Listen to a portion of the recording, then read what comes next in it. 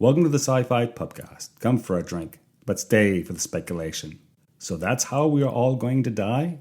Good to know. We're talking doomsday events. Did we mention we are all going to die? Joining us is Dr. Randal Graham, along with our regular crew. Hashtag before life, drink. So you better grab some kind of alcoholic beverage, because the end of humanity may depend on it. This is the SciFi Pubcast.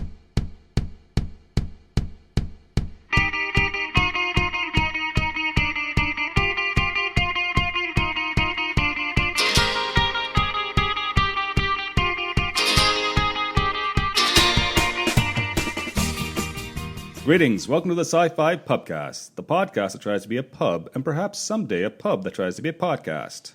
And before the world ends, and all the humans die, we would like to remind folks that we are looking for customers to come visit our bar. So if you're passionate about something and want to be on a podcast, well, please let us know, because this bar is all about community. And apparently time is short because we're all going to die. Did we mention the bar is open? So let's talk. My name is Joel. I'm the bar owner of this fine establishment, and I'm looking around and I see some staff members here today. We have, of course, Carrie Simpson. Hi, Carrie. Hey, Joel. Hey, how's it going? It's going. We're recording it on an afternoon, and I might have been out drinking the night before. Go figure. Wait, I know it's shocker. You were out drinking? This never happens ever. No, it's not like we do podcasting on the weekends, which is my only days off, for the most part. So there's that. Never happens. It's something about a basketball game and the Toronto Raptors. Oh, wow. I mean, we could have been recording last weekend when I was hungover, but you know. Yeah, so it's just the way this pub operates. Also, oh God, we have Derek Beebe in the kitchen. Derek? Yes, I'm still here. I made it.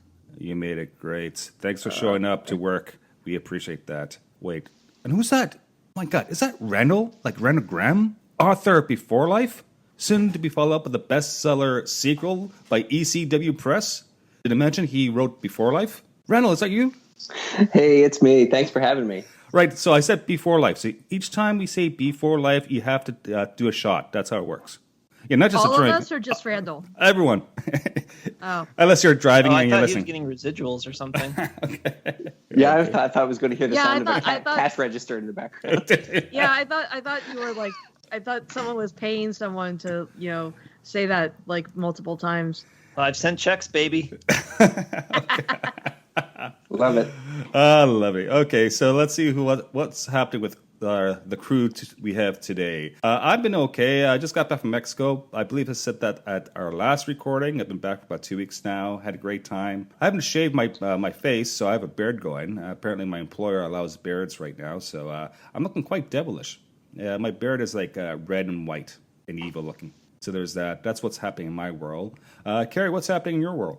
Oh, not much. I'm getting ready to do our annual dojo trip up to Berkeley for 16 hours of getting my ass kicked next weekend. So that's going to be fun. Wow, that's interesting. Let's go. And just because I've had you, we have you on the line right now, so to speak.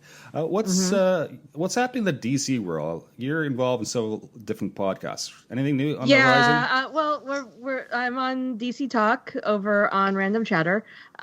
We've been covering all of the DC comics, television, and movie news and whatnot, and it's actually kind of slowed down because the only thing we're reviewing, the only show we have to talk about right now is Swamp Thing, which unfortunately got canceled for what appears to be a rounding error. I have no idea. There's something about the North Carolina government promised them tax breaks and then backed out of the deal. Some kind of miscommunication with what kind of tax breaks they were going to get or something like that. It's weird and sad because the first 2 episodes of Swamp Thing were actually pretty good.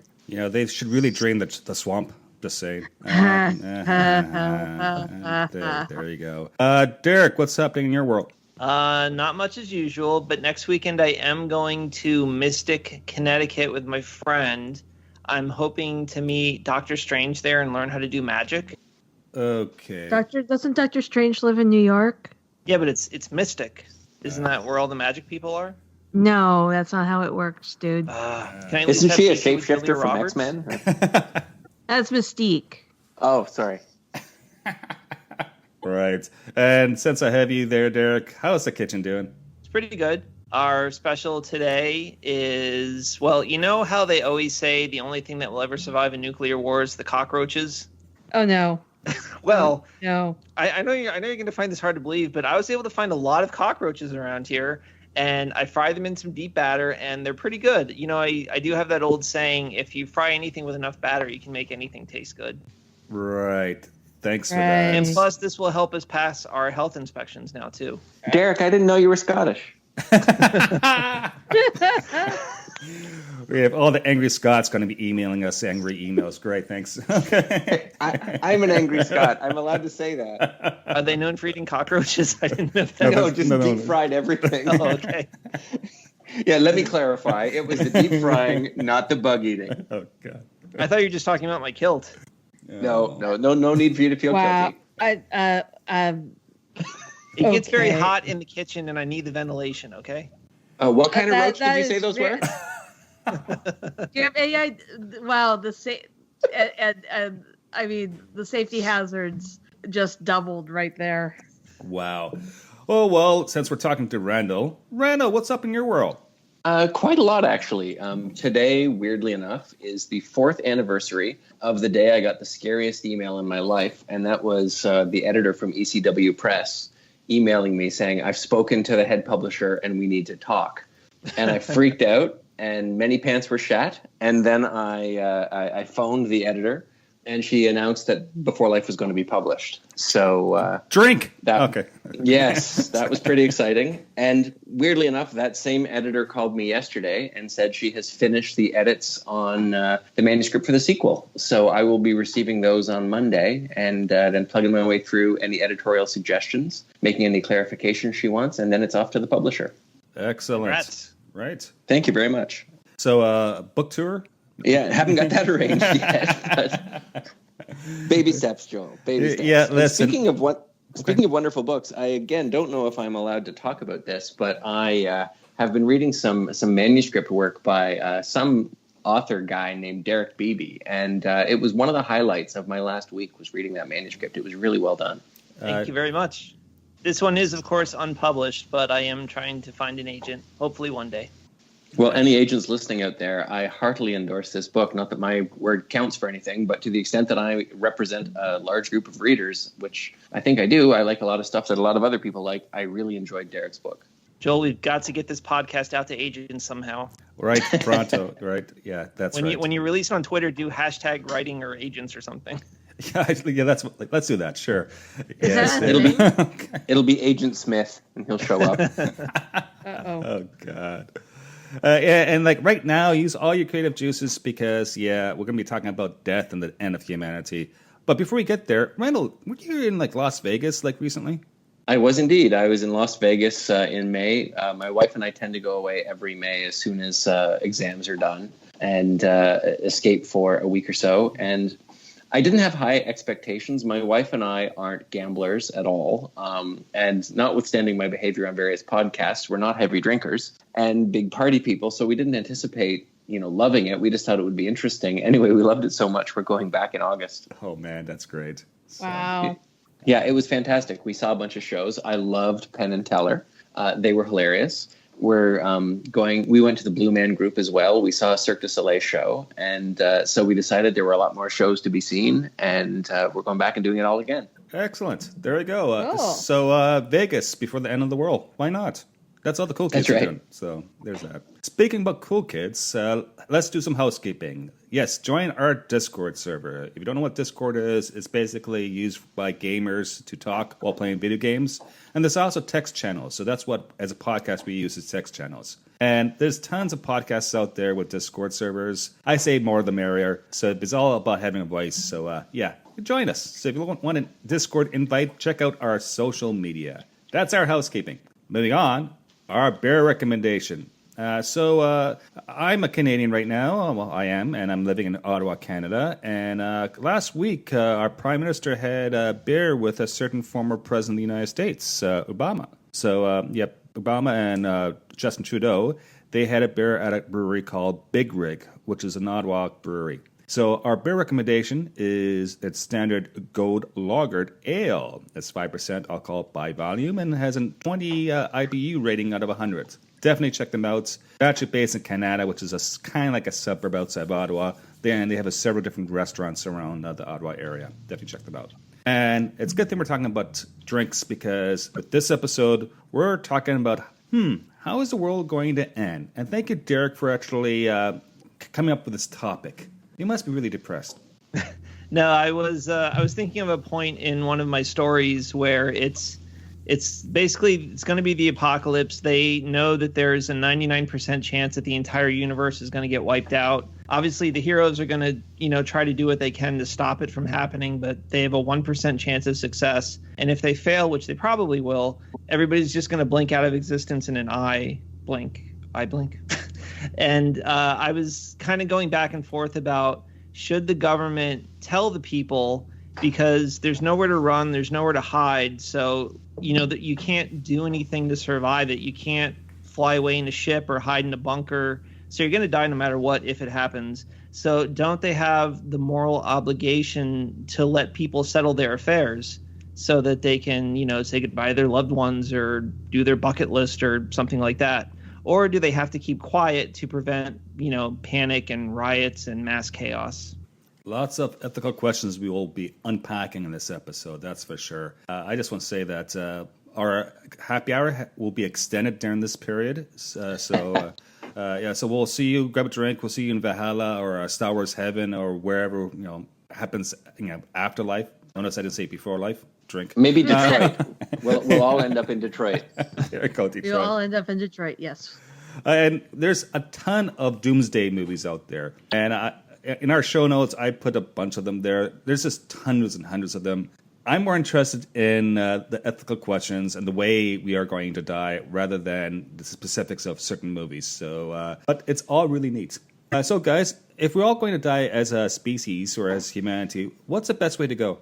The least painful would be without my scenario where you all just blink out of existence. Happened, Yeah, so like the whole snap of the Infinity Stones, and you were there in one moment, and the next moment you were just ash blowing on the wind.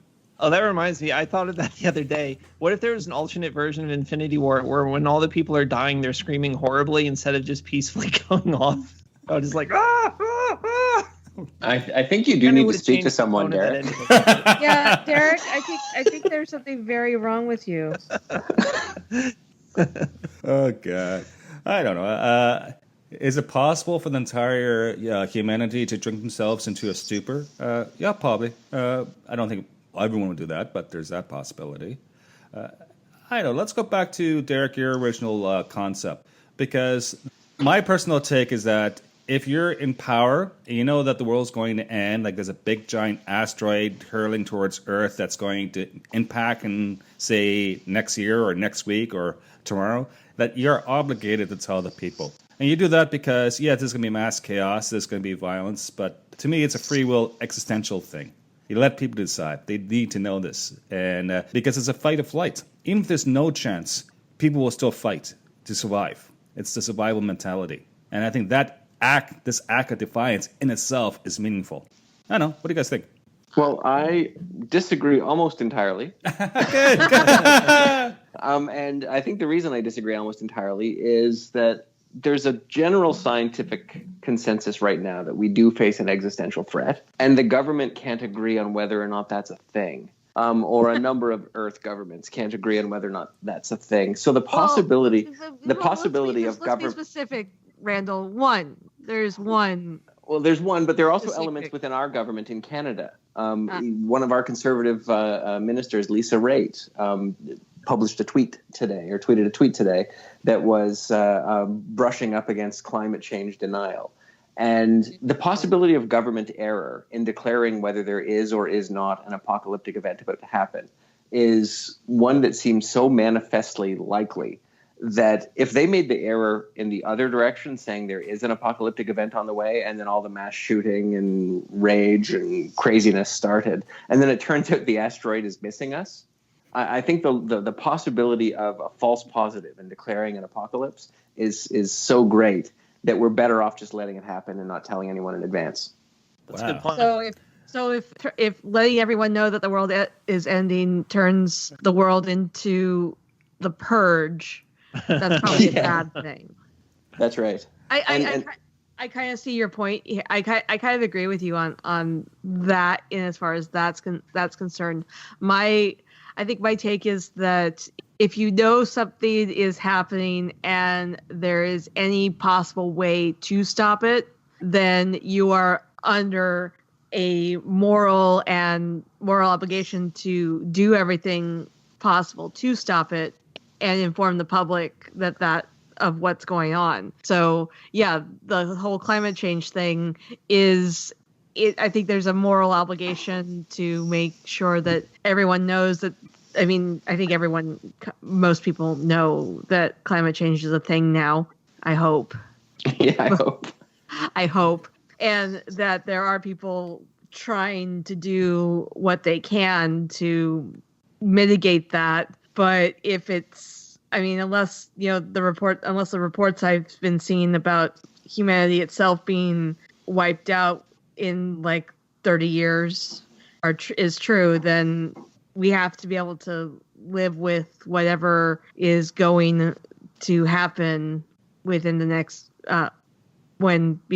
before climate change becomes irreversible. There's a big difference, though, between something that's going to happen in 50 to 100 years and something that's going to happen in like a week or something. In terms of true, but as far as the climate debate is going on, I mean, there are people pointing out that no, this is actually happening now, and we have to stop it now because the longer we take dicking around and trying to figure out what to do and denying that it's actually happening, the worse it's going to get.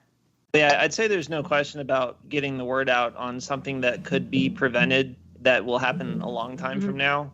The larger debate is with when something is about to immediately happen and there's no way to stop it. Right. I mean, if the asteroid that's about to wipe out the planet was an hour away, then what's the point? I would say if it's an hour away, you might as well tell them because not that much harm can be done, but at least people can, call and say goodbye to their loved ones. Unless they don't see the asteroid, then or who depending on who's seen that. I think we would know if there was an asteroid an hour away. I think everyone would. That's true. What if it had a cloaking device on it and we only picked it up as it started to enter the atmosphere and burn and create a fire trail? Are we talking like book 5 of the Expanse right now? Because that was messed up. Oh God! Spoilers for anyone who hasn't read the books. Okay, just now going back to this idea of the nature of the doomsday events, whether it's quick or it's over a period of time, like climate change. The whole thing about pollution and climate change and all that. One argument is we will develop technologies to address these issues. We don't have the technology now. It's just a matter of research and development, and it's a matter of political will to do this. All right. So perhaps we will live in the future like Star Trek, where there's very little climate change or pollution. Woohoo! Yeah, woohoo! Which is great. Nice. Yeah. Well, I think also the weather is weather in on Earth as Star Trek is controlled by that point. As well, but still. Because on Ryza they had to sabotage the something machines to make the weather turn bad. See, Star Trek trying to cope with climate change at one point just reminded me of why real life is so lame compared to science fiction. Because when Star Trek The Next Generation decided to explore the concept of climate change to some degree, the way they did it was have a phenomenon caused by ships traveling at high warp was starting to tear apart subspace. I remember that, and that was so stupid. Well, it was also so sad. Like you can't go above warp 5 or whatever it is anymore. And I'm just thinking, and even that, it's like even going warp 5 damages that particular section of space, but it doesn't do as much damage as going warp 9. So it reminded me of just how lame the real world is, because we're bringing real world lameness and consequences into my fantasy.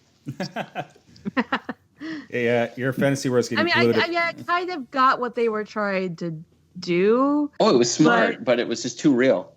And the writers hated that rule so much they basically ignored it as soon as possible, and then eventually just stopped using it altogether. Well, that's right. I mean, that's wars are good ways to get around, that kind of thing, and then plus, Voyagers all the way over in the Delta Quadrant, and if they only travel at warp 5, that will take an extra 100 years to get back home. So. Yeah, their time and circumstances being what they were, they could get away with ignoring the, warp 5 rule. But what it proved to me more than anything was that apocalyptic events make for fantastic science fiction. Slow climate change eventualities make for really awful science fiction.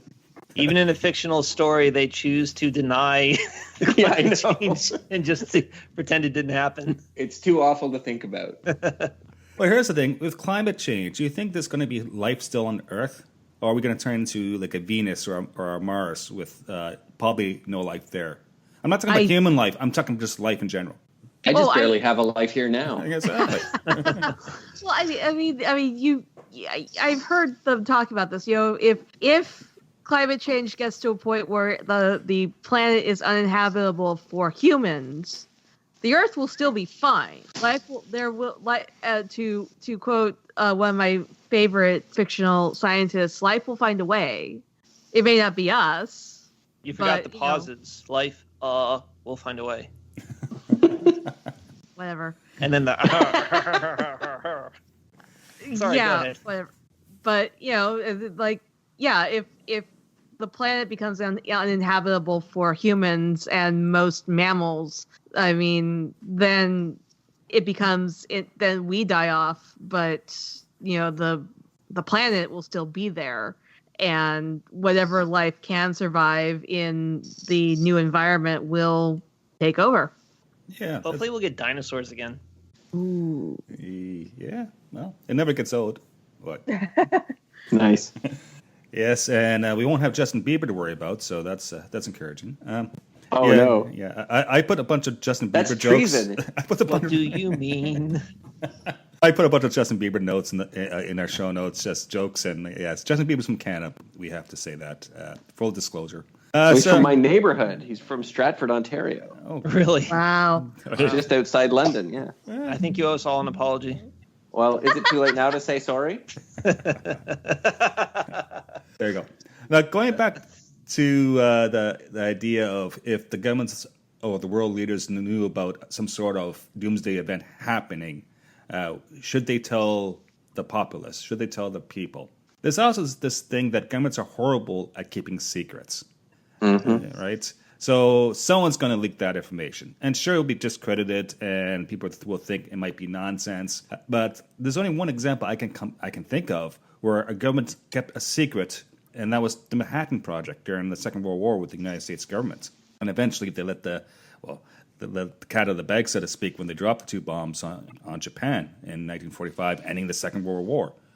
Guys, do you think governments would be able to keep the secret if, say, an asteroid is going to hit the world next year? In this day and age, absolutely not. Probably not. Not with the technology and the social media and everybody talking. I mean, back in the 40s, people actually...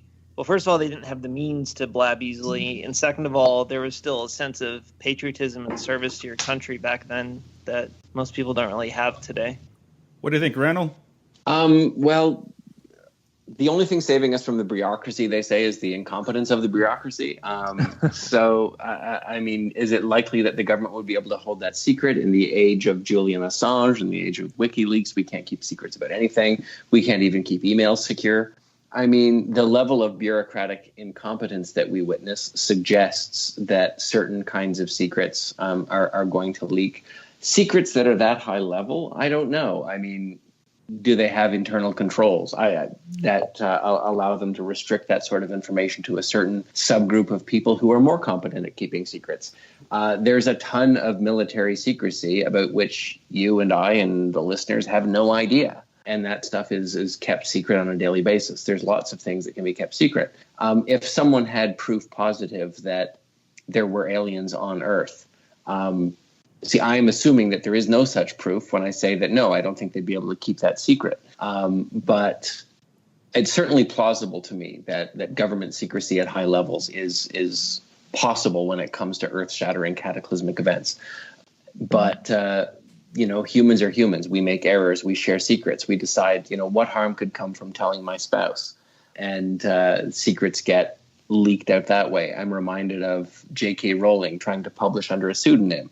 And the one person at the publisher who knew who it was told that person's spouse, who told that person's wine club or whatever it was. And then it got out. I mean, these things do have a way of seeing the light of day.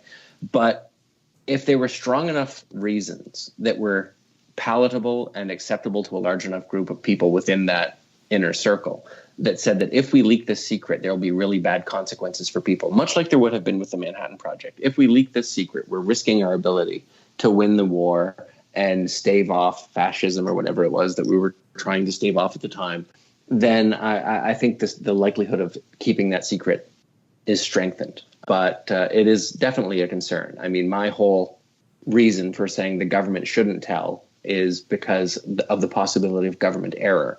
And that error is magnified when you talk about the possibility of trying to keep the secret and that going wrong as well. Especially when certain people in the government will just tweet out whatever the hell they feel like it and whatever the hell they think they can. Yeah. Well, in response to that comment, I can't help but point out that when Isaac Asimov decided to write a short story about the end of life on Earth, the name of that short story was The Last Trump. That's actually kind of scary. Yeah. See, that is really scary.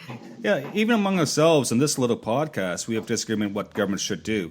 And I think even at the highest levels, in the highest cabals of the world, I can't believe I just used that word, that there's going to be disagreement. I can see in wartime, yes, let's keep this secret weapon secret because we need to win the war. It's quite another thing that we're all going to die, or 99% of the people are going to die, and we really need to get our own house in order. And I think people will make the decision, the existential decision, well, I would rather be put against the wall and shot and tell the truth than to live in a lie on the way out. And that's something that would be very difficult to control from a political point of view. The other thing about keeping a secret is if it's the end of the world and like everybody's going to die in a year or a month or a week, that's a secret that you would be more likely to tell someone. If you would tell your wife or your family so that they can put their affairs in order. To be like, don't tell anyone, and then they'll start telling people. Interesting, guys. And like asteroid impacts, let's go back to the pop culture stuff, right? There's been so many different movies just about doomsday events and even asteroids. Deep Impact, Armageddon, The Day the Sky Exploded, which is a Talon movie from 1958. There's a few others like that. That's something that is threatening. NASA has its own planetary defense program where they detect these asteroids and they try to keep track of these asteroids. Of course, the big difference is that we as humans have, we have a space program, whereas the dinosaurs did not. Did you see that Voyager episode, Distant Origin?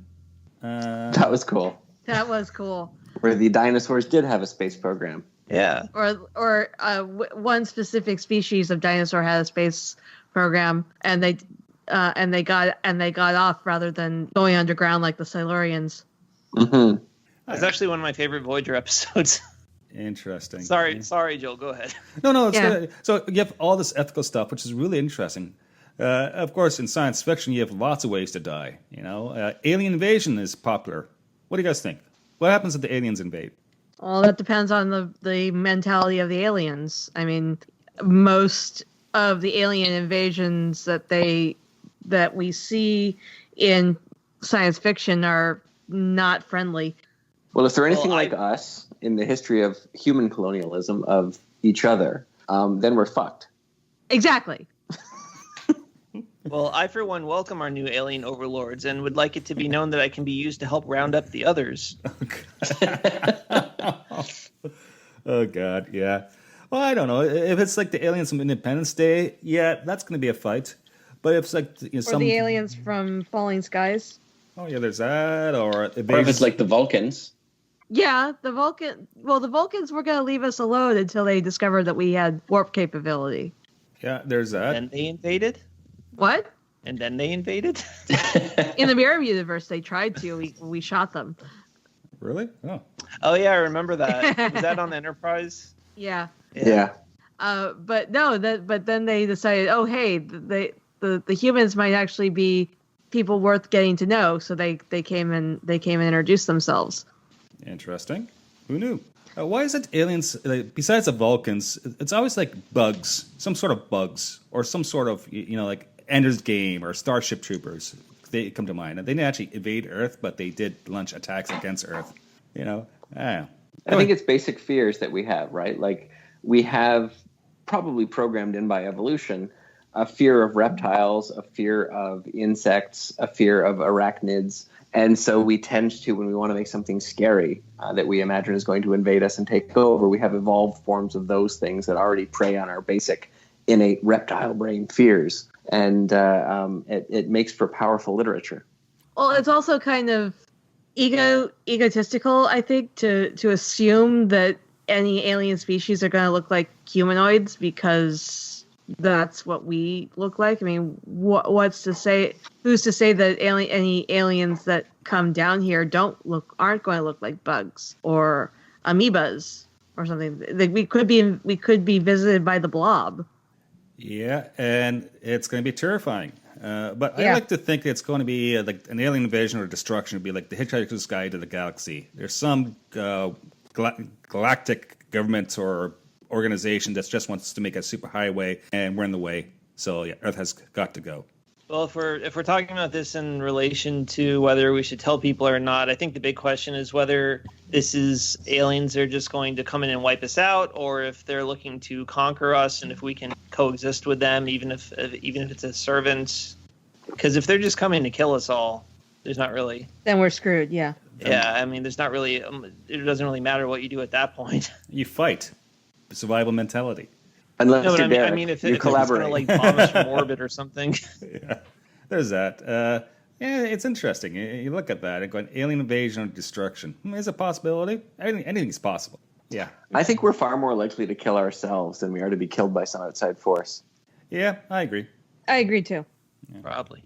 Oh, better yet, let's create artificial intelligence and let the artificial intelligence make the decisions. Because that's always a good idea. Yeah. Did you guys see this story circulating on social media this week that Robert Downey Jr. is talking about AI to combat climate change? And I'm like, is he just advertising Ultron again? Exactly. Nuts. I think I did see a couple of comments like that. Maybe one of them might have been from you, Randall. Well, I did. Like, I read the story, and I'm like, he wants to create AI to save us from climate change. I'm like, did he not watch his own freaking movie? Oh, wow. You think of things like Terminator, Skynet, or The Matrix. Or even you get into stuff like more like androids or things like in Blade Runner and Westworld. Eventually, artificial intelligence must say, these humans, it's the time's done. We're going to take over. Or have any of you watched this season of The Orville? Yeah. So the Isaac's race, The Kalon? the Kalon, Yeah. deciding that they'd grown beyond their organic creators and just wiped out the entire planet. Sounds like fun. Well, we probably don't have the intellectual property rights to play this sound that I just called up on my computer, but it's the clip from War Games. Shall we play a game? I love that. Uh-huh. Oh yeah. I mean, there's one of the early examples of us thinking AI is going to wipe us all out. Yeah, and that's from 1983. But not all of the AIs are wise like Joshua to realize that the only solution is to not play. Only Ferris Bueller can save us. Yeah, we're all doomed. We're so screwed. Okay. And of course, talking about war games, we have probably something that's they're saying probably 1 in 3 chance in the next 10, 20 years, nuclear war of some type. The whole Cold War mentality, and we're actually, I think, has returned. I caught a bit of that in my lifetime. And then, of course, the Berlin Wall fell and things changed, and then things are changing again. But in pop culture, there's movies like War Games, you just mentioned, but there's like The Day After from 1983, which is a made-for-TV movie that had a tremendous impact politically. Mad Max, that franchise, post-nuclear war. And there's, going back to 1959, there's a movie called On the Beach, which dealt with it. If you knew that nuclear war is happening and that you have an hour to live, what do you do? Do you fall in love? Do you say, do you run away to the bar? Do you take a nap? I don't know. What do you guys think? I know this is quite the blast. So, well, you've just triggered me, Joel, because I have an admission to make that I don't think I've ever made to anyone ever, and it's my great shame. The only time in the history of my scholastic past that I didn't read the assigned book for a course and instead just got some notes from a pal was when we were required to read On the Beach by Neville Shute. There you go. Yes. That was OAC English. And I just asked my buddy J.P. Paulieu what happened in the book, and he told me, and I wrote a paper based on that. It's a good thing you're tenured. Okay. Yeah, that's right. I don't remember the name of the book or the author, but I remember reading something similar to that, like, it had been 20 years ago, where it wasn't that they were waiting for the nuclear bomb to hit in an hour. It's just it was that the global thermonuclear war had already happened, and the cloud of nuclear radiation was spreading all over the planet and killing everything. And they were, eventually just the entire planet just died slow, painful deaths. Yeah, it's not just the nuclear blasts. It's the whole nuclear winter thing that screws everything up. Because, of course, with the nuclear winter, it gets really cold and we can't grow food. So, we all starve. Mm-hmm. Yeah. So I have just been thinking in response to Joel's questions, and I want to build on one of Joel's questions if you'll indulge me, and that is, okay, let's say you're at home, you're married, you know that the world is going to end in half an hour and your spouse doesn't. And you know that they can get on with their day and be happy, or they can call and say goodbye to their other loved ones. Do you just let the end come, or do you tell them? Tell them. I'm single and I live alone, so that doesn't apply at the moment. Well, no, it's a hypothetical. Yeah, I realize that, but I have no frame of reference at the moment. Yeah, I think people have the right to write their final scene and not just have it end abruptly in the middle of a sentence. I don't think I would tell my spouse. I think that my desire for her to just be happy for 30 more minutes, I would do whatever I could to make it the best 30 minutes she ever had. Okay, don't insert any jokes here. But I would try to make it just a happy half hour so that she could have as much happiness in her life as she possibly could get. Oh, I thought this was a scenario where she's somewhere else. No, she's with you in the house. Oh, okay. All right. I understand then. Yeah. In my own experience, and this could be very specific to your own relationship with your own spouse, knowing their preferences, knowing what would make them happy, what they would choose if they were given the choice. In my particular circumstances, I think I would just let the end come and, have us watching an episode of Life in Pieces or something. Mm. But that presupposes that your loved one is never going to find out the truth. Well, they will in the last second. Yeah, and then are their last thoughts going to be, God damn it, Randall, you betrayed me, you bastard. Yeah, the last thing you'll ever see is her look of betrayal. That's fine. I'll take that. The last thing they'll hear is me saying, psych. Oh, love that. Well, in that case, you better help. Hopefully there's no afterlife so she can hate you for, all of eternity. Or if it's like Detroit, we'll just all forget everything. Or that. Before life, drink. Okay. Okay, yep. Before life reference. What I'm drinking today, by the way, is Lagavulin, and I'm having a shot of Lagavulin now in response to the before life reference. Excellent. Great. Which you have to have another shot because you just made another reference. I like the way you think. Here I go. Oh, God. So I think the big one in terms of doomsday movies is starvation. Because realistically, that's what's going to kill us. Right? And the only movie that came... actually, there's one. What's the Tom Cruise one? They mentioned that. Time Cruise about 8 years ago. Oblivion? Yeah, Elysian or something like that. That's when they mentioned that the clone astronauts were like the invasion fleet, and then was a big war. That's Oblivion. Yeah, Oblivion, yeah. And they mentioned that most people died from starvation, and I think that's true. And of course, you have the 1973 movie Soylent Green, which is a classic movie that we can't produce enough food to feed the population. And of course, we have starvation happening in the world today. Every couple of years there's a big bad one somewhere in the world. And yet, in the West, we eat fairly well. Of course, that leads to climate change issues. Yeah, it's a mess. Well, as I said earlier, just eat the cockroaches. They're going to be everywhere. Food for That's thought. actually not bad advice. I mean, isn't it true that the protein of the future is supposed to be insectoid in nature? Yeah. Either insectoid or vat grown, yeah. Oh, the Ghibli vat meat. That just looks wrong to me, but hopefully the technology will improve. Oh, God.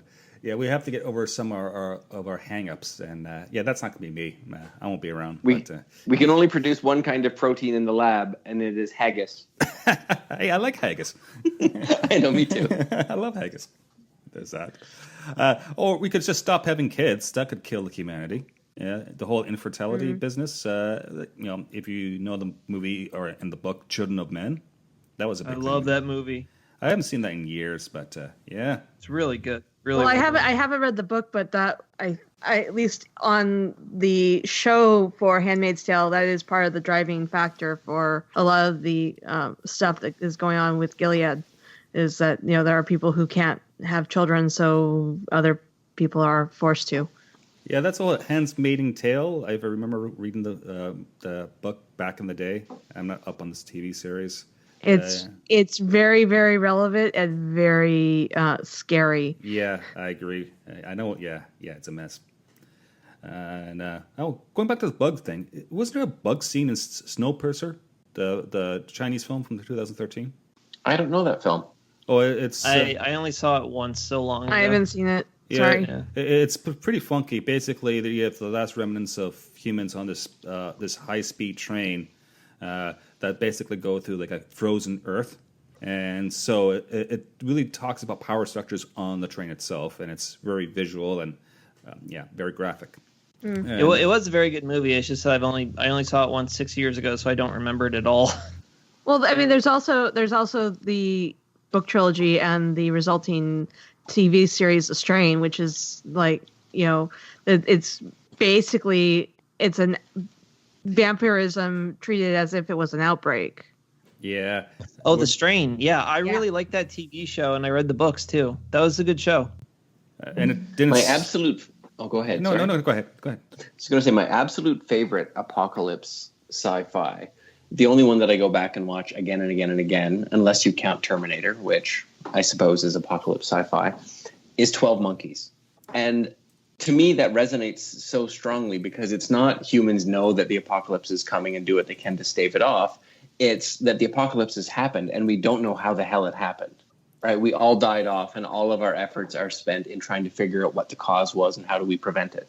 Well, I think that's pretty much the premise of *Umbrella Academy* too. Is they don't know how the apocalypse happened; they just know that it did. I haven't seen that yet. Yeah, it's really cool actually. It's not. It's like a dysfunctional superhero family, and where's the threat? Is the threat external or internal? And it goes back to what we're talking about today. Is it going to be an alien invasion that gets us, or it's going to be our own stupidity and incompetency that's going to kill humanity off? Or is it going to be simply pissing off the wrong person? Yeah. Or is this going to be Justin Bieber? It's terrible. Oh. But yeah, 12 Monkeys raises the possibility of biological causes like viruses and whatnot causing our ultimate demise. Which is another possibility. Yeah, which is a huge concern. You have 28 Days Later, or you have Contagion from 2011, that film. And of course, the granddaddy of the biological weapons, viruses, and doomsday movies is the Andromeda Strain from 1971. Oh, yeah. Which is a classic science fiction, which is so influential.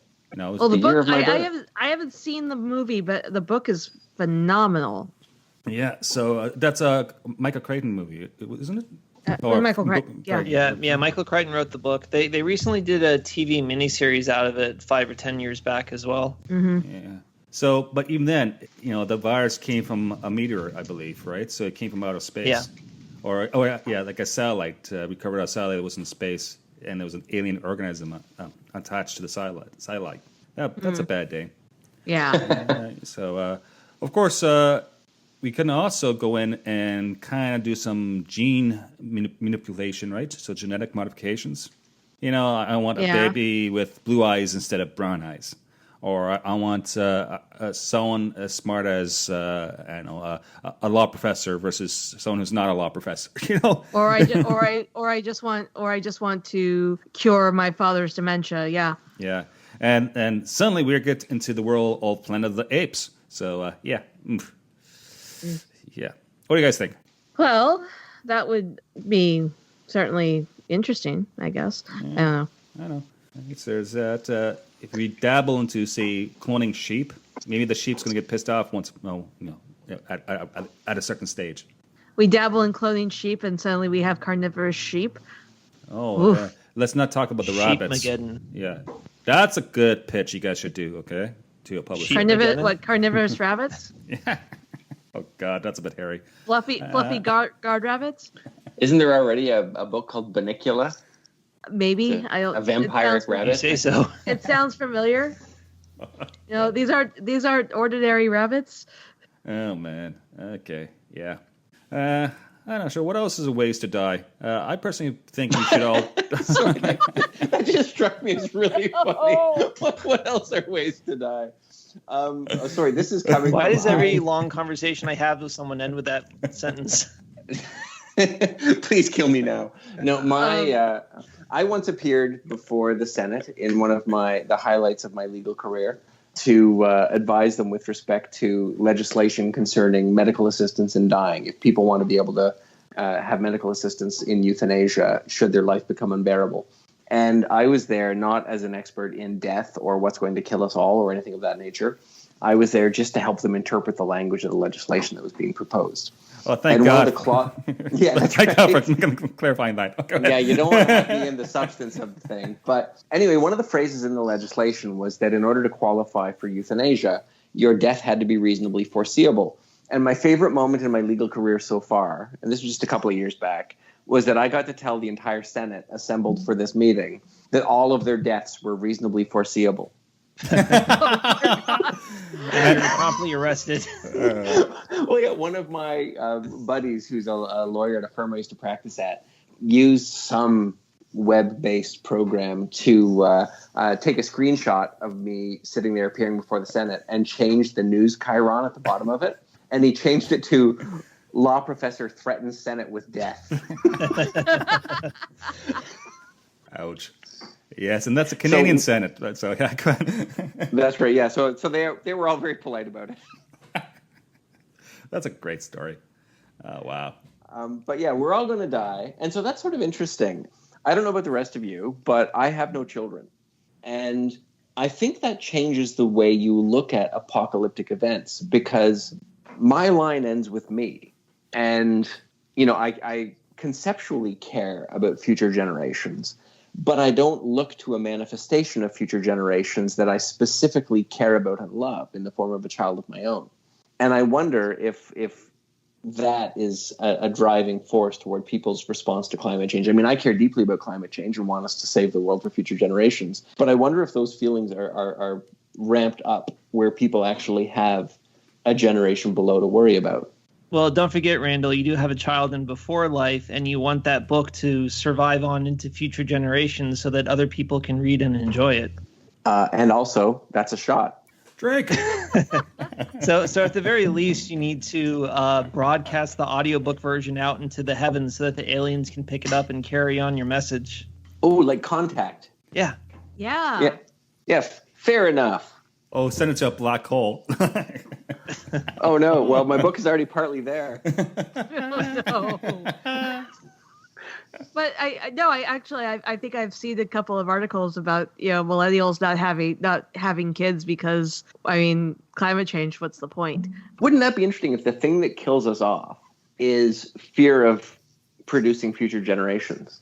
Fear of producing future generations who will have to suffer the results of our stupidity. Yeah. And then the effect of that is to improve the climate. Because we have fewer humans. We lower our carbon footprint by not breeding. And this is the part of this conversation which I call bullshit, because there's a lot of stupid people out there who are going to have kids one way or another. Yeah, it's true. Well, I think one way. Really. One way. I don't know about the or another, but I think you're going to have to so far as the limits of our science. I completely agree with you. But wouldn't it be funny if the thing that saves the world is infertility? Yeah. And then, it will get old quite quickly. It's just, Nice. Yeah, well, that gets into the definition of what does it mean to save the world, right? Because as Carrie pointed out earlier, the world is going to be fine. Is the world going to be fine for humans? And if infertility is the thing that saves the planet, well, the planet was never in need of saving. Can we have the conditions for human life? And you can't, by definition, save the conditions for human life by eliminating human life. Yeah. Mm-hmm. Well, there's always that vault in Norway where they've frozen all of the DNA samples of humanity. Oh, yeah, and all the seeds and plants and whatnot, too. Yeah. Oh, I think I read an article that they actually have to move the seed vault because global warming is melting the ice where the vault was built. Yeah, I heard that, too. I hate it when my seed vault gets too hot. Oh. That's what the kilt is for. Nice. Wow. Waterworld. We're talking about Waterworld. No. Speaking of the planet getting too hot and everything melting. Yeah. So is there a better movie than Waterworld? Because it's from 1995. Just saying. I'm going to say Ishtar. Oh, dear. Hey, Derek, you've been on about this movie 2012. Yeah, I'm actually watching it right now on mute. Yeah, me too. It's on my TV screen behind me. And I went to Chichen which is a Mayan ruins in the Yucatan, 2 weeks ago, about 3 weeks ago. I actually was standing right in front of a Mayan city. I wasn't in Mayan city. So, and I survived. And that was in 2019. Hey. Yeah. That's very cool. Well, okay, so the whole thing with 2012 and there were like 5 different ancient calendars that were supposed to end in December 2012. But the thing that they never talked about when talking about how these specific calendars were supposed to end, as that these calendars are cyclical. Yes, so it starts again. So it's not that they end; it's just that the cycle ended and it's supposed to start again. But no, the Mayan, it was like the Mayan Aztec. I think the Vedic calendar. There are a couple other calendars that all had their cycles were all up in December 2012, but they're cyclical calendars, so everything just starts up again. Interesting. Yes. This was actually so everyone was panicked for nothing. It's like Y2K, the whole thing about 2000 when the computer is going to be switching over to having a 2 as a year, and it's all going to cause mass chaos. We survived. Oh, yeah, we survived. And as soon as I was hired at the job I was working that year specifically because I was willing to work Y2K. And as soon as all the IT people realized that all the servers were fine, they left me alone for 8 hours. So I was there from like 2 a.m. to 9 o'clock in the morning, waiting for someone to come and relieve me because the person who was supposed to take over for me forgot that they were on duty on January 1st. Talking about Y2K, I have a theory that it was by design to create a need so that governments and corporations spent money to kickstart the economy. What do you guys think? I like the way you think. I was weirdly enough, when I was a lawyer for like 20 minutes, part of those 20 minutes was during the transition from 1999 to 2000. And I was on our law firm's Y2K compliance committee, trying to get all of our corporate clients to make sure they were ready for the millennium bug, as it was called at the time. And there's a bit of a nirvana fallacy in the way people look back at that. A ton of work was done to prepare people's servers, to prepare everyone's systems, to prepare everyone's electronic systems, data storage systems and whatnot for Y2K. So when we look back on it and say nothing happened, it's a little bit like saying I had a seatbelt on when I crashed. I didn't die, therefore I didn't need a seatbelt. Right? I think a lot of the work we did for Y2K was probably quite useful, but again, it's hard to know for sure because we can't observe a world in which none of that work was done. I remember seeing it wouldn't have been a meme at the time, but it was someone wrote up a parody article. I don't think the Onion was around back then. It might have been, but talking about how in the year 999, everyone was panicked because suddenly they were going to have to add an extra digit to the calendar. Yeah. Obviously the world didn't end. I wonder how the Mayans would have dealt with the Y2K issue. Well, I suppose we'll never know. Yeah, well, yes. Yes. So, staying with the movie 2012. So I watched this last night, first time in a long time, and it was actually very relevant to our discussion because I forgot that the whole first part of the movie was about the fact that the governments found out that the world was going to end, and they were secretly preparing these giant arcs in China, or I guess it was Nepal or Tibet or something. Tibet, and they're basically keeping this worldwide conspiracy where only the highest ups in the government knew about it, and they were actually killing anybody who found out about it. And it was weird because they completely glossed over the morality of that issue. The main character finds out that the government guy was killing people, and the government guy just kind of yells at him, like, yeah, life isn't fair, and then they just kind of move on. So I thought it was interesting that they didn't really deal the issue about whether or not you should be murdering anybody who is going to try to talk about it and create mass panic. And then the other interesting part was, so on this big raft, these giant arcs that they built at the end, which was funded by selling billion-dollar tickets to evil rich people and stuff, which is also morally questionable. They're airlifting on elephants and giraffes and stuff, and that felt like a massive waste of space to me. Like, don't you want to cram on as many people as possible? Is it really necessary to bring on a giant elephant, which will require a ton of space and a ton of food? I mean, obviously you want to take frozen embryos of animals, but bringing on giant animals is just such a waste of resources when you could fit so many people in for the same amount of money or food. Okay. Well, I mean that's the kind of question. I haven't read much of the Bible, but those are the kind of questions that kind of glossed over with the whole Noah's Ark thing. It's like, yeah, okay, we packed all these animals onto a bag of holding sized ship with no thought of how we're going to take care of them all. Well, did they have cryogenic freezing back then? Probably not. Okay, so it was more important for them, I would say. Yeah, I just say they still don't talk. They still to my knowledge, there's no talk about how are you going to keep all these creatures alive for 40 days when in this ginormous boat. I think the Mayans will probably have an answer for that, but Possibly. Yeah, 2012. It's a really bad movie, in my opinion. It's awful. Okay, it's just a horrendous. It went on like an hour too long. It was just a bad movie. I haven't seen it yet. Yeah, me neither. Weirdly enough. Yeah, and the whole Noah Ark thing. I think that's just it's symbolism rather than science. I hate to say it, Derek. I know it's terrible. All right. So my question to you guys is, okay. So let's use the 2012 scenario. A sun flare is going to bombard the planet with neutrinos, superboiling the ocean and the crust. So basically, there's going to be a big, massive natural disaster, earthquake, fire, volcano, tsunami, catastrophe. The only people that are going to survive are going to be the ones put on these big arcs that they secretly built in China. So should the government kill anybody who finds out about the conspiracy? Because if they did find out, there would be mass panic and the Ark project would be, disrupted or destroyed, and then nobody would survive? Or should they not kill people? I think that's not a question of morality. That's a question of power and survival. Mm-hmm. Yeah. And when it comes to survival, most time morality goes out the window. It takes a tremendous amount of will to actually go against your own survival by making, at least in your own mind, a moral decision.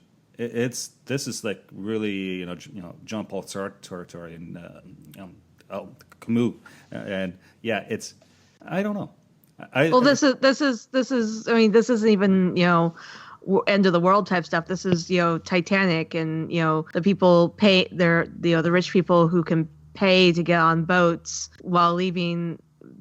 Never mind that there weren't enough life rafts, but they're paying to get onto a boat while most of the rabble, for lack of a better term, drowns at the bottom of the ship.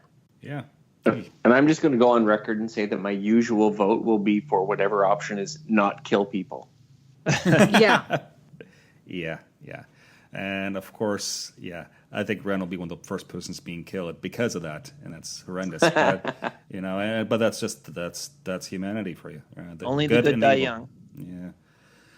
Yeah. Oof. Lots of interesting questions. Of course, there's some other major doomsday movies, like The Day After Tomorrow, 2004. I haven't seen that one either. Yeah, back in 10 years or whatever, around the 2000 point, there was tons of these doomsday movies, and Justin Bieber probably wasn't even alive back then. But there you go.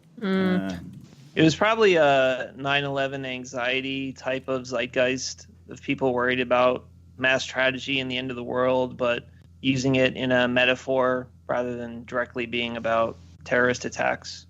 Yeah. Well, there's also, getting more into the whole more fantasy world of how we are going to die as a species or as as humans. There's demons, there's vampires, there's werewolves, there's King Kong. Zombies. Oh, zombies. Who can think about zombies? What, guys? What do you think of zombies? Okay, I know this might be a dead topic, but what do you guys think of it? Nice. I generally prefer my undead to have a liquid diet. Yeah, it's all brain candy. But if we're talking about pineapple juice mixed with several kinds of rum, zombies are great. God, I know. Well, we are in a bar. Yeah, that's right. Well, get on. You're the bartender. Get on that. I just thought, TV shows like The Walking Dead. It's almost been 10 years of shows, and I watched the first 3 seasons, and I just got zombie out. It just doesn't do anything for me. What do you guys? Are you guys pro zombies or anti zombies? I'm indifferent to zombies. How about werewolves and vampires? Werewolves and vampires are great. Okay. Gremlins. I think that's how humans will die, is because of gremlins. Because someone actually soaked the magpie, or it was Mogwai. with water after midnight. Yeah, that's how it's going to die. Yeah. Sure, why not? Yeah. Or we could go with Babylon 5, where we will be threatened with death by the nova of our sun, but we'll actually survive because we've all become Vorlons. Yes. There you Well, go. because we've all had the foresight to have left the planet and colonized other worlds. Yeah, I like that thought. Yeah, I like that thought too. I think we need to go into space at some point because we have no choice if we are going to survive. Can't put all our eggs in one basket. Yeah. Nope. You know what we haven't mentioned is stuff from comets, and one movie in particular, Night of the Comet from 1984. And you know who stars? Catherine Mary Stewart from the Last Starfighter. Oh, one of your favorites. One of my favorites. Yes, someone listens to the podcast. Thank you, Randall. Okay. I thought you were talking about Mary Catherine Gallagher from SNL. No. Superstar. That's a classic movie. So there's that. Superstar the movie? No, not that one. Oh dear. Some other major movies that's been out there is Annihilation. I can say the word for me. Annihilation? Yes, with Natalie. That one was really good. Yeah, I need to read the books at some point. Yeah, I liked it. I thought it had some great things going for it. I wasn't a fan of that movie. Just I don't know, it just didn't sit well with me. But it was good, so definitely worth seeing. What do you guys thought? What do you guys think of that movie? I have not seen it. I really liked it. It was there were a couple places where it was very disturbing, but otherwise, yeah, it was pretty good. I'm sure. Yeah, I seem to recall it having one of the most disturbing death scenes ever in cinema. Yeah, it definitely grows on people. Uh-huh. So this 2011 film called Melancholia with Kirsten Dunst and Kiefer Sutherland, among others. Heard of it. It's more of an art house film. It's definitely there where people know that the planets are going to collide. So what do you do if you know that the planets are going to collide? And it's like a personal journey type story. So I haven't seen it, but it's on my to-do list. I got a ton of movies I need to see. That's a story of my life right there. Yeah. Yeah. Of course, there's also large monster movies. King Kong, Godzilla, Jurassic Park, Pacific Rim. What happens if there's a parallel universe and there's a gateway and these large monsters are going to come in and try to eat us up and take our planet over? That's Well, we I guess we kill the things. We have to build robots to punch them. that must be it. Yes. Yeah. Or Yeah. Yeah. and Giant robots will save us all. yes. Or Godzilla. Yeah, Godzilla, or other dragons. We remember the movie from 2002, Reign of Fire. I just still watched have that not again. seen that. Yeah, It's pretty good. I have to hand over my dragon lover card. oh god. It was on HBO, and I saw it like a month ago. I really enjoyed watching it again. They referenced Star Wars in it. Nice. I remember being told about that. Yeah. There's that. So I don't know. It's talking about Star Wars. If the Death Star shows up in orbit around Earth, what do you think we should do? Well, I know what Derek Join would the say. Empire. Surrender Yeah, to join the me. Empire. Become the chef. Oh god, yes. Yeah, Derek can poison the entire Imperial Navy. Oh god. Well, there is a Legends novel called Death Star that in a large part of the novel actually takes place in a bar on the Death Star. And it's about like the people who work the bar and the employees who come through there. Yeah, I remember that movie, that book. It was pretty good. Yeah, I liked it. What was the name of that book? Because it Death sounds Star Death by Star. Michael Reeves. Okay, Came out in like 2007, I want to say. I definitely have to check it out. Sounds great. I like bars. I like books about bars. Yeah, it was cool because it was about the people living on the Death Star and all the Imperials that were working there and the civilians. Like the bar was run by a woman and her bouncer, and they weren't Imperials. They were just hired to work in a bar on the Death Star. So it was cool to see not only the origin of the Death Star before Rogue One, but to also just give a shot of like the people living on there. And it also really went into a lot of detail about what the interior of the station was like and what it was like to live on there. It was very interesting. Interesting. We should take some pictures of that and see if we can incorporate in our own little bar. Still, they're good ideas. There's that. How about this for a question, folks? Why do we like talking about doomsday movies and the fall of civilization so much? Is it our own, hang-ups or anxieties being shown? I think it's maybe our modern version of apocalypse tales. Maybe. I mean, every ancient mythology has a version of how the world's going to end, and these are ours. I think we deal with annihilatory fantasies to process the anxiety that we feel about the inevitability of death. Wow. Derek's Wow, making me sad. Kind of deep. That was actually kind of deep, Derek. Yeah. Very Are straightforward. you feeling okay? God. What do you think, Randall?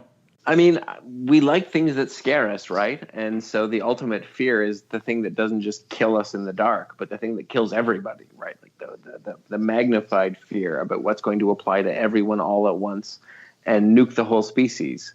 So I think we like ghost stories. We like scary things around the campfire. So I think that apocalyptic stories, end of the world stories, speak to that basic need to be entertained. Wow. After this discussion, I am definitely going to the bar. I'm just saying that. The sun's out. I need to have some sort of cocktail in me, and I just try not to think about death. I'm effectively already there with all these shots of Lagavulin from talking about Before Life. Yeah. Another shot. Take another drag. Oh, gosh. I'm my own worst enemy. Any last thoughts, folks? So I just want to get a final tally. So the world is going to end. There's no way to stop it. Should the government tell people yes or no? I say yes. Depends on how the world is ending and how soon. Yeah, I have to agree with Carrie there because the statement that Derek made, I hate to be a lawyer about this. It's too vague. But when he said, we know the world's going to end, I question the certainty of the word no. We know the world is going to end. We make mistakes all the time. If there's a possibility of false positive and the world doesn't end, then the consequences of telling the world that it's going to end are too great to risk that error. If it's beyond certainty that the world is going to end, if there's absolutely no way in which we could be wrong about the world ending, then we have a different conversation. But out of caution, I would say no, you can't tell. Plus, All right, well, plus for we my- all know that. Plus, we all know the world is going to end eventually in like a billion years or so. That's right, or at least we are. Yeah. Well, for my specific scenario, they do know with absolute certainty that it is going to end. Like I said, the heroes are going to try to save it, but they have like a 1% chance of success. So basically, unless they pull a rabbit out of their hat, it is definitely 100% going to happen. So in that scenario, do you tell people or not? I'm going to say no, still out No. of caution. Okay. I don't think absolute certainty exists, but just playing the odds, I would still say that, it's going to be a judgment game when you tell, but you need to tell the people. For instance, Okay, then, so given that vote, then spoiler alert, the world is going to end. Oh God, no. I think we're tied. Did I mention? Alarm Margulis. I'm going to the bar. Didn't mention that. Okay, a different bar. There's that. Okay, go have a drink, Joel. Yeah. Oh, but I have to add, given my own limited field, and given that I know that a number of my students do listen to this podcast, if you're the lawyer for the guy who's going to cause the end of the world, you can't tell anyone unless it meets the specific requirements of Rule 3.3-3 of the Rules of Professional Conduct. There you go. That's excellent. And let's take a moment to raise our glasses to the Law Society of Ontario, shall we? Oh, hooray. Cheers to that. Right? Okay. Kampai. Goodbye. There's that. I don't. Going back, if, say, there's a nuclear war and Russia and the United States launch a bunch of ICBMs, and we'll have 20 minutes to figure out that, there's going to be bad things happening, I would probably want to know about that, because I want to run to the hills as fast as humanly possible. That's just me. I can't get to the hills in 20 minutes, even in my car. I would probably crack open one of my liquor bottles and just, numb the pain. Yeah. Just make myself insensitive to it. Well, I gotta admit, this has been such a very depressing topic, and I'm happy that we talked about this stuff. And I never want to talk about this again. No, just kidding. We're happy to help, Joel. I actually quite enjoyed this episode, but I don't know if that's just because I'm strange. All right. Oh, wait. We're going to be closing, but Derek and Randall, you've been watching some sort of YouTube channel. I wanted to tell everyone that Randall turned me on Well. to this new thing on the internet called pitch meetings, aka super easy, barely inconvenient.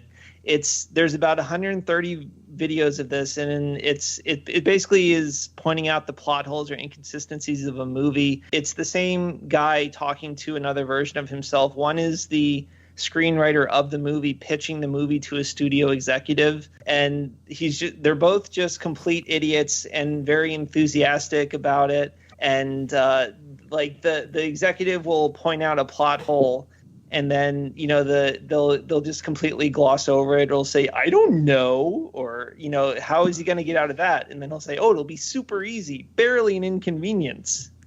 And everybody should check them out. They are hilarious. It is one of the funniest things I've ever seen on the internet. Wow. Oh boy. Yeah, I'll put that on my list. Okay. Well, we're going to be closing, and thank you for listening, folks. The SciFi Pubcast has a Discord server. Please join. We're just trying to grow our community. We're also on social media. We have Twitter, Facebook, and Instagram. Derek does the Facebook. I do the Twitter and Instagram. Hey, Derek, man, you're doing a great job on the Facebook, just like you say. You say that every time. I know. It's amazing. It's kind of like a shtick I do. I don't know. You're getting really good at lying. I don't lie. Me lie? No. Our Twitter address is at SciFi Pubcast, so you can email us at management@scifipubcast.space. And podcast reviews, you know what to do. Please, pretty please. Before life, please, drink. I don't know. Oh, plug. Hey, now that Apple iTunes is dead, what are we supposed to leave reviews on? Well, The podcast app. yeah. So Can you leave reviews on those things? Yeah. Oh, interesting. There's that, and like Stitcher and all the different podcast servers now have reviews for the most part. What the hell is Stitcher? I don't know what Stitcher is. Spotify has reviews as well. Spotify, I should say. I would say Spotify. I don't know why. There's that. Carrie, what's your Twitter address? My Twitter handle is Carrie Blackfire42. That's KERI Blackfire42. Derek, what's yours? I'm at Derek J. Beebe. And Randall. What's your Twitter address, sir? That's Randall with 1L _Graham, Randall _Graham, and welcome aboard. We always love it when you can join us, Randall. You're amazing. So thank you very much. I have a lot of fun on this. Carrie and well, to a lesser degree, Derek's amazing too, but just Aww. Thanks, Bob. To a lesser degree. Okay, best line of the podcast goes to. Okay, folks. Thanks for listening. It's closing time. Please make it home safe. We'll see you next time. Bye. Bye, everybody. Music provided courtesy of Logan Rathbone. Podcast logo by Drew M. Copyrighted Joe Welch. Listen responsibly, and we can't wait for your next visit to our fine establishment. Cheers.